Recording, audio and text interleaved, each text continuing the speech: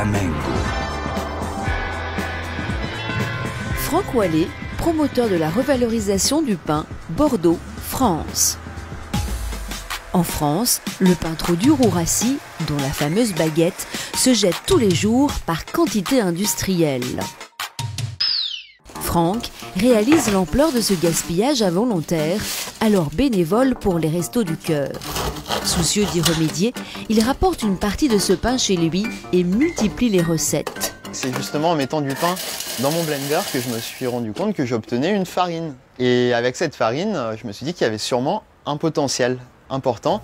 Et donc j'ai commencé à faire des recettes qu'on fait avec de la farine traditionnelle. Des cookies, des muffins, de la pâte à tarte, de la pâte à pizza.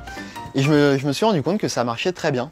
De quoi lui donner envie de quitter son métier d'urbaniste en 2016. J'avais un métier intéressant, mais j'avais pas les yeux qui brillaient assez le matin. Alors quand j'ai décidé de quitter mon métier pour revaloriser des croûtons de pain, évidemment, il n'y a pas forcément eu un enthousiasme important au démarrage, même si ça a bien changé depuis.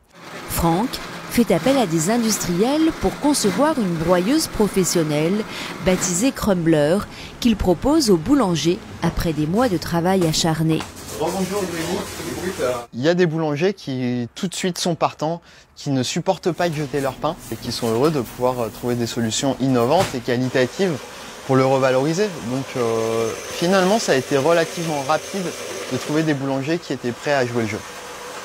L'amortissement du crumbler est vraiment rapide pour deux raisons. La première, c'est qu'un boulanger artisanal va revaloriser en moyenne 40 kg de pain par semaine. Ça fait environ 1,5 tonne à l'année. La deuxième, c'est qu'on récupère une nouvelle catégorie de clients et qu'on s'ouvre vers des marchés de traiteurs éco-responsables.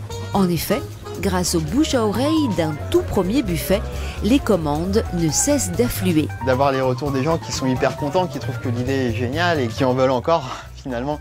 Donc c'est ça finalement le plus satisfaisant. Alors, prêt à tester lors d'ateliers grand public les recettes de Franck qu'il appelle les évadés pour vous rappeler que ce pain condamné s'est évadé pour profiter d'une seconde vie?